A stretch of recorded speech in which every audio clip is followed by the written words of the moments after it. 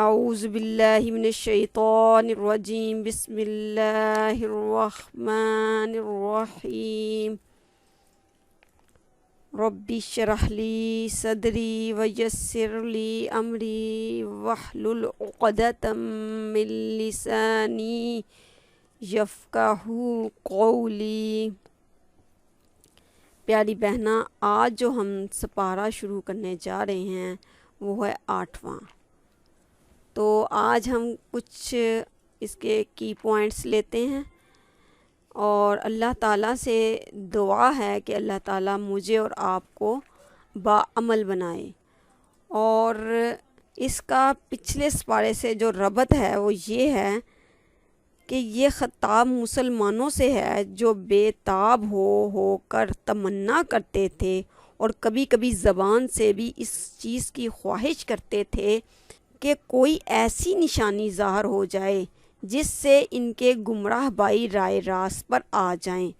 ان کی اس تمنا اور خواہش کے جواب میں اللہ تعالیٰ جو ہے ارشاد فرما رہے ہیں ان آیتوں میں کہ آخر تمہیں کس طرح سمجھایا جائے کہ ان لوگوں کا ایمان لانا کسی نشانی کے آنے پر موقوف نہیں ہے۔ 8ویں پارے کے شروع میں ہی اللہ تعالیٰ ان کے ان سوالوں کا جواب دے رہے ہیں کہ جتنا بھی آپ کوشش کر لو کہ یہ لوگ ایمان لے آئیں، یہ ایمان لانے کے نہیں ہیں۔ یہاں تک کہ اللہ تعالیٰ فرما رہے ہیں یہاں کہ اگر ہم فرشتے بھی ان پر نازل کر دیتے اور مردے بھی ان سے باتیں کرتے اور دنیا بھر کی چیزوں کو ہم ان کی آنکھوں کے سامنے جمع کر دیتے تب بھی یہ ایمان لانے والے نہ تھے۔ آگے چل کے اللہ تعالیٰ جو ہے فرما رہے ہیں آیت نمبر 24 میں اللہ تعالیٰ بتا رہے ہیں کہ میں دین کی سمجھ اسی کو دیتا ہوں جسے میں پسند کرتا ہوں۔ رزق تو اللہ تعالیٰ سب کو دیتے ہیں لیکن دین کی سمجھ جسے اللہ تعالیٰ پسند کرتے ہیں یا چن لیتے ہیں۔ بس یہ حقیقت ہے کہ جسے اللہ ہدایت بخشنے کا ارادہ کرتا ہے اس کا سینہ اللہ تعالیٰ اسلام کے لیے کھول دیتے ہیں، اور جسے گمراہی میں ڈالنے کا ارادہ کرتے ہیں اس کے سینے کو تنگ کر دیتے ہیں۔ اسی طرح اللہ حق سے فرار اور نفرت کی ناپاکی ان لوگوں پر مسلط کر دیتے ہیں جو ایمان نہیں لاتے، حالانکہ یہ راستہ تمہارے رب کا سیدھا راستہ ہے اور اس کے نشانات ان لوگوں کے لیے واضح کر دیے گئے ہیں جو نصیحت قبول کرتے ہیں، اور ان کے لیے ان کے رب کے پاس سلامتی والا گھر ہے۔ سینہ کھول دینے سے مراد یہاں جو ہے اسلام کی صداقت پر پوری طرح مطمئن کر دینا۔ سلامتی کا گھر جو ہے جنت، جہاں انسان ہر آفت سے محفوظ اور ہر خرابی سے مامون ہوگا۔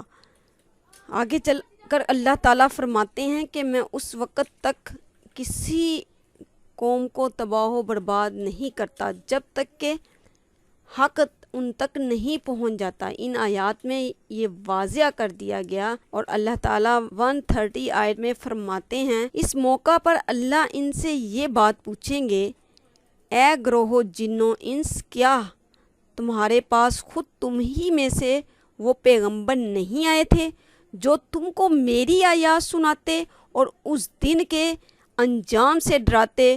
وہ کہیں گے ہاں، ہم اپنے خلاف خود گواہی دیتے ہیں۔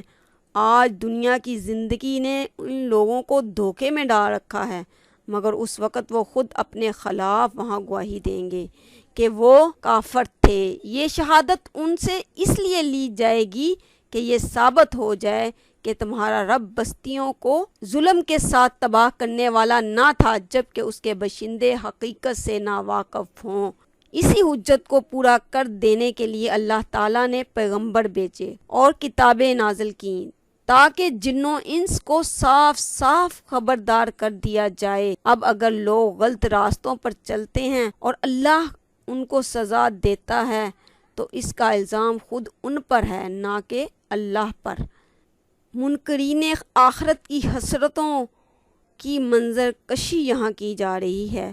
وہ کہیں گے کاش تم اس وقت ان کی حالت دیکھ سکتے جب وہ دوزخ کے کنارے کھڑے کیے جائیں گے۔ اس وقت وہ کہیں گے کہ کاش کوئی ایسی صورت ہو کہ ہم دنیا میں پھر واپس بھیج دیے جائیں اور اپنے رب کی نشانیوں کو نہ جھٹلائیں اور ایمان لانے والوں میں شامل ہو جائیں۔ دنیا میں سرکشی، ہٹ درمی، نفس پرستی، آخرت میں ندامت اور حسرت ہی ہوگی ان پر۔ آج وقت ہے کہ غور و فکر کر لیں۔ ہدایت کا ضابطہ بتایا قرآن پاک نے، بار بار بتایا کہ قرآن کو کیسے سنا جائے تو ہدایت ملے گی۔ کاش وہ منظر تم دیکھ سکو جب وہ اپنے رب کے سامنے کھڑے کیے جائیں گے۔ اس وقت ان کا رب ان سے پوچھے گا کہ کیا یہ حقیقت نہیں ہے؟ یہ کہیں گے ہاں ہمارے رب، یہ حقیقت ہی ہے۔ وہ فرمائے گا اچھا تو اب اپنے انکار حقیقت کی پاداش میں عذاب کا مزہ چکھو۔ نقصان میں پڑ گئے وہ لوگ جنہوں نے اللہ سے اپنی ملاقات کی اطلاع کو جھوٹ قرار دیا تھا۔ تو یہی لوگ کہیں گے افسوس، صد افسوس، ان کا حال یہ ہوگا کہ اپنی پیٹھوں پر اپنے گناہوں کا بوجھ لادے ہوئے ہوں گے۔ دیکھو کیسا برا بوجھ ہے یہ جو اٹھایا ہوگا انہوں نے۔ جانور تو اتار کر آزاد ہو جاتا ہے، یہ آخرت تک اٹھائے رکھیں گے۔ عبرت کا مقام ہے۔ اللہ تعالیٰ اسلامی تصور حیات سے روشناس کراتے ہیں۔ اس دنیا کے بعد بھی دنیا ہے تاکہ ہم اپنا طرز عمل درست کر لیں۔ اصحابہ کرام رضوان اللہ اجمعین نے نفس پر قابو پایا، جدوجہد کی، جاہلیت کو مغلوب کیا، نظام جاہلیت کو شکست دی، اللہ کی حاکمیت قائم کی، دنیا کی قدر و قیمت سمجھی، مثبت رویہ اپنایا، آخرت کی تیاری کی، دنیا پر غلبہ حاصل کیا۔ دنیا ان پر غالب نہ آ سکی۔ مثبت رویہ یہ ہے کہ آخرت کی تیاری کریں، اصحابہ اکرام رضوان اللہ عنہم اجمعین کی پیروی کریں۔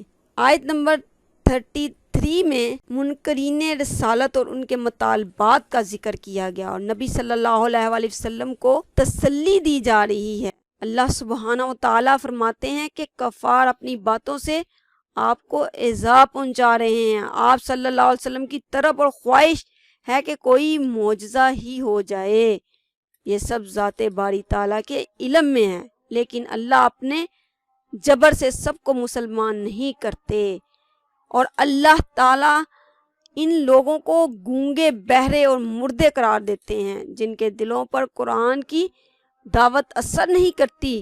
انہوں نے اپنی فطرت کو مسخ کر لیا ہے۔ وہ معجزانہ کلام کو نظر انداز کر کے کچھ اور نشانیوں کے طلبگار ہیں، جبکہ نشانیاں ارد گرد جو ہیں ان کے موجود ہیں۔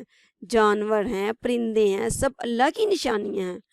اور کافروں کے مطالبے اور آج کے جدید لوگوں کے مطالبے ملتے جلتے ہیں۔ سورۃ الاعراف، اس کے معنی ہے پہچان۔ اس سورت کا نام اعراف اس لیے رکھا گیا کہ اس کی آیات 46 اور 47 میں اعراف اور اصحاب کا ذکر آیا ہے۔ گویا اسے سورت اعراف کہنے کا مطلب یہ ہے کہ وہ سورت جس میں اعراف کا ذکر ہے۔ اس کے مضامین پر غور کرنے سے ظاہر ہوتا ہے کہ اس کا زمانہ نزول تقریباً وہی ہے جو سورۃ الانعام کا ہے۔ یہ بات تو یقین کے ساتھ نہیں کہی جا سکتی کہ یہ پہلے نازل ہوئی یا وہ۔ تقریر کا مرکزی مضمون جو ہے وہ دعوت اور رسالت ہے۔ یہ ایک کتاب ہے جو تمہاری طرف نازل کی گئی ہے، پس اے محمد صلی اللہ علیہ وآلہ وسلم تمہارے دل میں اس سے کوئی جھجک نہ ہو۔ اس کے اتارنے کی غرض یہ ہے کہ تم اس کے ذریعے سے منکرین حق کو ڈراؤ اور ایمان لانے والوں کو یاد دہانی کرا دو۔ اس صورت کا اصل مقصد لوگوں کو ڈرایا جائے، رسول کی دعوت وہ قبول کریں اور غافلوں کو چکنا کیا جائے اور اہل ایمان کے لیے یاد دہانی کروائی جائے۔ اس میں حضرت آدم اور حضرت حوا علیہم السلام کو جنت سے اتارے جانے کا واقعہ قلم بند ہے، اور یہ جو مشہور ہے شبہ کے طور پر کہ یہ انہیں سزا کے طور پر جنت سے نکالا گیا، تو یہاں جو ہے قرآن پاک صاف واضح الفاظ میں بتاتا ہے کہ اللہ تعالیٰ نے ان کی توبہ قبول کر لی تھی اور انہیں معاف کر دیا تھا۔ لہٰذا اس حکم میں سزا کا کوئی پہلو نہیں ہے، بلکہ یہ اس منشاء کی تکمیل ہے جس کے لیے انسان کو پیدا کیا گیا تھا۔ آگے چل کر 26 آیت میں اللہ تعالیٰ اپنی نشانیوں میں سے ایک نشانی لباس کی طرف متوجہ کرواتے ہیں۔ اول یہ کہ لباس انسان کے لیے ایک مصنوعی چیز نہیں ہے، بلکہ انسانی فطرت کا ایک اہم مطالبہ ہے۔ اللہ تعالیٰ سے انسان کے جسم پر حیوانات کی طرح کوئی بلکہ حیا اور شرم کا مادہ اس کی فطرت میں اللہ تعالیٰ نے رکھ دیا ہے کہ وہ لباس پہنے، اور لباس ایسا ہو کہ ساتر ہو، کہ پورے کے پورا جو ہے جسم کو کور کرنے والا ہو۔ اور دیکھیں لباس ہی ایسی چیز ہے کہ جب انسان کسی کو دیکھتا ہے فوراً سے پتہ چل جاتا ہے اس کا لباس دیکھ کے کہ یہ پاکستانی ہے یا چائنیز ہے، یا یہ عورت جو ہے وہ ہاسپٹل میں کام کرتی ہے یا کالج میں پڑھاتی ہے، فوراً سے اس لباس سے اس کی منظر کشی سامنے آ جاتی ہے۔ لہٰذا اسی لیے کہا کہ لباس ایسا ہونا چاہیے جو قابل شرم حصوں کو ڈھانپنے والا ہو اور جسم کی آرائش اور موسمی اثرات سے بدن کی حفاظت کا ذریعہ ہو، اور کہا گیا لباس تقوی کا لباس ہونا چاہیے۔ اور 46 آیت میں اللہ تعالیٰ نے ان دو گروہوں کے درمیان ایک آؤٹ حائل ہوگی، پھر یہ اعراف کے لوگ دوزخ کی چند بڑی بڑی شخصیتوں کو ان کی علامتوں سے پہچان کر پکاریں گے، دیکھ لیا تم نے، آج نہ تمہارے جتھے تمہارے کسی کام آئے اور نہ وہ ساز و سامان جن کو تم بڑی چیز سمجھتے تھے۔ اور کیا یہ اہل جنت وہی لوگ نہیں ہیں جن کے متعلق تم قسمیں کھا کھا کر کہتے تھے کہ ان کو تو خدا اپنی رحمت میں سے کچھ بھی نہ دے گا؟ آج انہی سے کہا گیا ہے کہ داخل ہو جاؤ جنت میں، تمہارے لیے نہ خوف ہوگا نہ رنج۔ روزانہ ایک سپارے کی تلاوت کریں اور اس کے ساتھ اس کا ترجمہ جو ہے وہ سن لیں۔ اب تو ترجمہ جو ہے سننے سے آپ کو پتہ چلے گا میرا رب آپ سے کیا مطالبات کر رہا ہے۔ تو اللہ تعالیٰ سے التجا ہے کہ اللہ تعالیٰ ہمیں صحیح معنوں میں مسلمان بننے کی توفیق عطا فرمائے۔ جزاک اللہ خیرہ۔ ماہ رمضان یوں آ گیا، بن کے رحمت یہ پھر چھا گیا، کیسے تجھ سے کروں سامنا، گر رہا ہوں ذرا تھامنا، خالی دامن لیے آ گیا، بن تیرے میری ہستی ہے